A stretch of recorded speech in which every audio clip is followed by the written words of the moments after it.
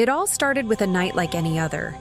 Emily, a 27-year-old graphic designer, had been working late on her laptop in her small apartment. The city outside was quiet, eerily quiet for that hour. It was 2:55 a.m., and she finally decided to shut everything down and get ready for bed. She brushed her teeth, turned off the lights, and climbed under the covers with her phone in hand, mindlessly scrolling until her eyes grew heavy. That's when it happened. At exactly 3 a.m., her phone began to ring. The sound shattered the silence, startling her so badly she nearly dropped it. Her eyes darted to the screen. There was no name, no number, just unknown caller. Confused, she hesitated. Who would call her at this hour? Against her better judgment, she slid her finger across the screen and answered. "Hello?" she whispered. There was no voice, no words, only the sound of faint, uneven breathing. A chill crept down her spine. "Who is this?" she asked again, but the line suddenly went dead. She lay awake for hours, replaying it in her mind, before finally drifting into a restless sleep. The next day, she dismissed it as a wrong number, maybe someone drunk dialing strangers. But when the phone rang again the following night, same time, same silence, her stomach dropped. "Listen, whoever this is, stop calling me," she said, her voice trembling. The breathing continued for a few seconds, heavier now, then clicked off. Emily couldn't explain why, but she felt violated, as though the caller wasn't some stranger miles away, but someone standing right outside her door.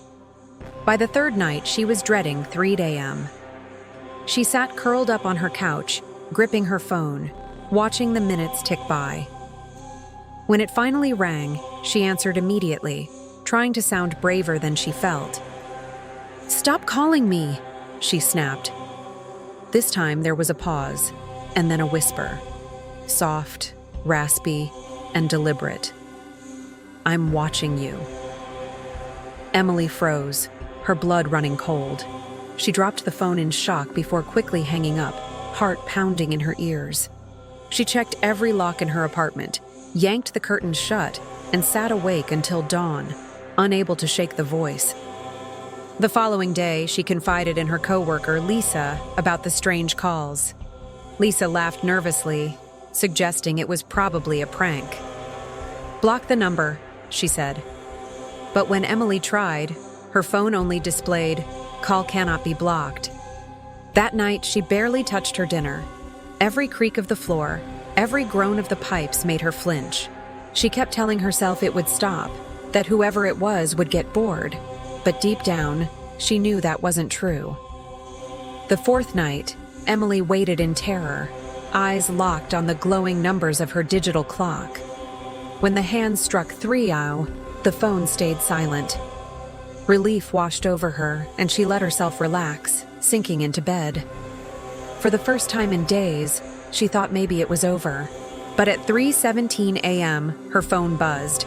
Not a call this time, but a text message. She picked it up with trembling hands, and her breath caught in her throat.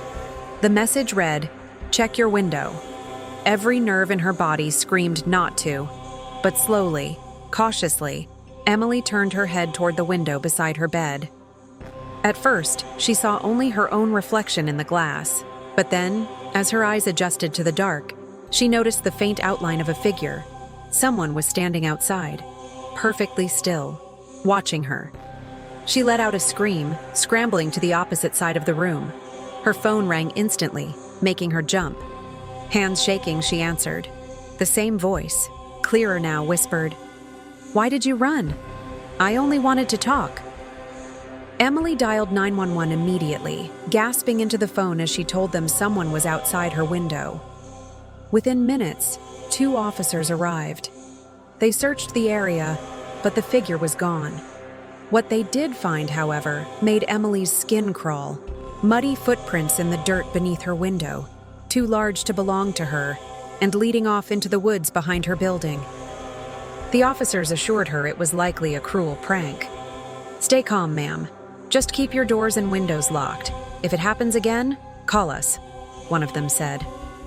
But Emily couldn't shake the feeling that this wasn't over. That night, she tried to convince herself she was safe. She triple-checked every lock, closed the blinds tight, and curled up on the couch with every light on. Hours passed. At 3 a.m. sharp, her phone rang again. Against every instinct, she answered. The voice was calm this time, almost friendly, as if the caller was enjoying her fear. "You can't hide, Emily. I know where you live. I've always known." Her heart stopped. She had never given her name, never said who she was, and yet this voice knew everything. For the next week, the calls continued, every night at exactly 3 a.m. Each time, the voice was a little clearer, as if the caller was getting closer.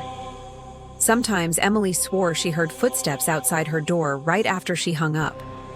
Once, she found the lock on her front door slightly turned, as though someone had tried to open it from the outside. Her paranoia consumed her. She barely slept, barely ate, living in constant fear of the next ring. One night, desperate for answers, she decided to let the call go to voicemail. The phone rang and rang, then went silent. A few minutes later, the voicemail alert pinged. She pressed play, heart racing. At first, it was just breathing. Then, faintly in the background, she heard the creak of floorboards, her floorboards. The message ended with the whisper, "See you soon." Emily dropped the phone in horror. If the sound was real, it meant the caller wasn't outside anymore. They were inside. And from that night on, Emily was never seen again. Neighbors reported hearing screams at around 3:10 a.m., but by the time authorities arrived, the apartment was empty. No signs of struggle, no forced entry, just her phone lying on the floor, still ringing with the words, "Unknown caller," glowing on the screen. Thank you for watching. If this story gave you chills, don't forget to hit the like button, share your theories in the comments, and subscribe for more terrifying tales every single week.